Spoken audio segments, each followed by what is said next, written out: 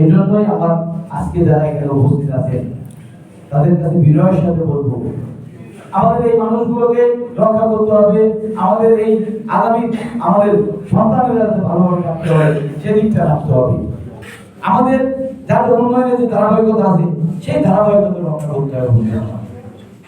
বন্ধুরা আমার, আমাদের ওই দলটি যেহেতু নেই, দু একজন স্বতন্ত্র প্রার্থী আছেন, আরেকটি দল আছেন যারা এদেশের স্বাধীনতা সার্বভৌমত্বে বিশ্বাস করত না, যে দলটা আমাদের জন্মে দেশের জন্মে বিশ্বাস করত না, দেশের স্বাধীনতা সার্বভৌমত্বে বিশ্বাস করে না, সেই দলের পক্ষে আমার মনে হয় না এখানে যারা আছেন আমাদের এই কাশিয়ানীবাসী, আমাদের এই সাজাইবাসী, আমাদের এই বক্সিপুরবাসী ভোট দিবে বলে আমার বিশ্বাস হয় না।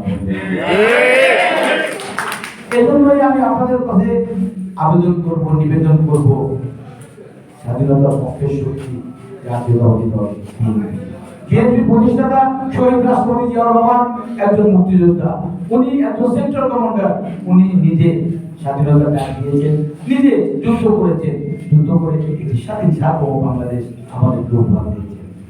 আমাদের প্রিয় নেত্রী সর্বপ্রথম দেশ নেত্রী বেগম খালেদা জিয়া কিন্তু আমাদের এই মা চাষিদের মধ্যে কিন্তু উনি একজন সাধারণ গৃহিণী ছিলেন, উনি একজন সামরিক প্রধানের স্ত্রী ছিলেন, উনি একজন রাষ্ট্রপতির স্ত্রী ছিলেন, উনি কিন্তু রাজনীতি করতেন না, উনি কিন্তু আমাদের এই দেশের মানুষের প্রয়োজনে কিন্তু উনি রাজনীতিতে এসেছিলেন।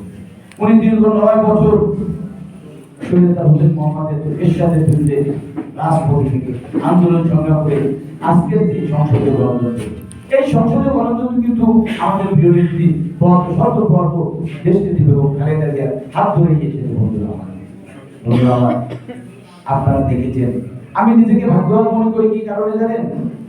আমি এমন একজন নেতা দল করি যে নেতার জানাজা এই মুসলিম বিশ্বে, বিশেষ করে এই বাংলাদেশের শহীদ রাষ্ট্রপতি জিয়াউর রহমানের জানাজা যে বড় জানাজা আর ভালো পাইনি।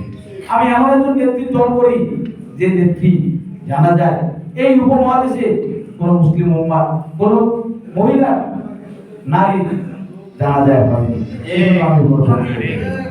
বন্ধুরা আমার, আমি এমন একজন নেতা দল করি যে নেতা দীর্ঘ 16-17 বছর বিভিন্ন নির্যাতনের শিকার ছিল, দেশের মাটিতে থাকতে পারেনি, নিজেদের শারীরিক অসুস্থতা নিয়েও সার্বক্ষণিক কিন্তু দেশের মানুষের কথা ভেবেছে, দেশের মানুষের সাথে যোগাযোগ রেখেছে, দেশের মানুষ যাতে স্বাধীনভাবে কথা বলতে পারে, নির্বিঘ্নে তাদের ভোটাধিকার প্রয়োগ করতে পারে সেই চেষ্টা করেছেন। বন্ধুরা, আমি আমার বক্তব্য না বাড়িয়ে আমি আবারও আমার সামনে যারা আছে এই সাজানের বিভিন্ন পর্যায়ে বিভিন্ন অনুসারী দলমত নির্বিশেষে দাঁড়িয়ে আছেন, সবাইকে আমি আবারও বিনয়ের সাথে অনুরোধ করবো, আপনারা দলের দিকে না তাকিয়ে আপনাদের এলাকার ভাই হিসেবে, আপনাদের সন্তান হিসেবে, আপনাদের প্রতিবেশী হিসেবে, আপনার উপজেলার বাসিন্দা হিসেবে আগামী নির্বাচনে আপনারা আমাকে ধানের শীষে ভোট দেবেন ইনশাআল্লাহ।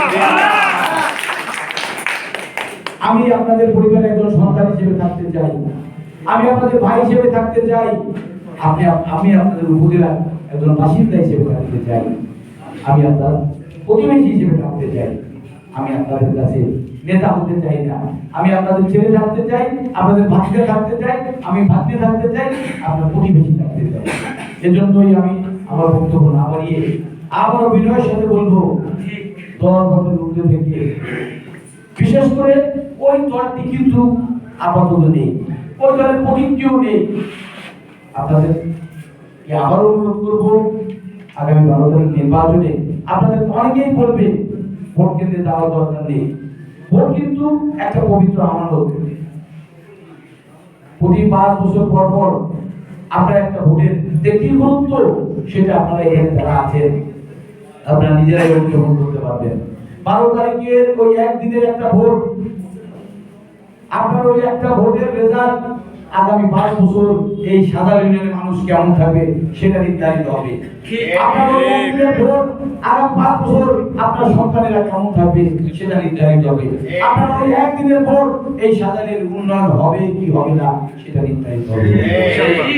বন্ধুরা আমার, আমি আর বক্তব্য না বাড়িয়ে শীতের রাত আমি শুধু আবারও বিনয়ের সাথে আপনাদের বলবো, দল মত ঘুরতে গিয়ে আগামী নির্বাচনে এলাকার সন্তান হিসেবে, এলাকার ভাই হিসেবে আমাকে ধানের শীষের প্রার্থী হিসেবে আপনারা জয়ী করবেন ইনশাআল্লাহ। সবাই ভালো থাকবেন, সুস্থ থাকবেন। আল্লাহ হাফেজ। বাংলাদেশ জিন্দাবাদ। শহীদ রাষ্ট্রপতি আমাদের সর্বসম্মত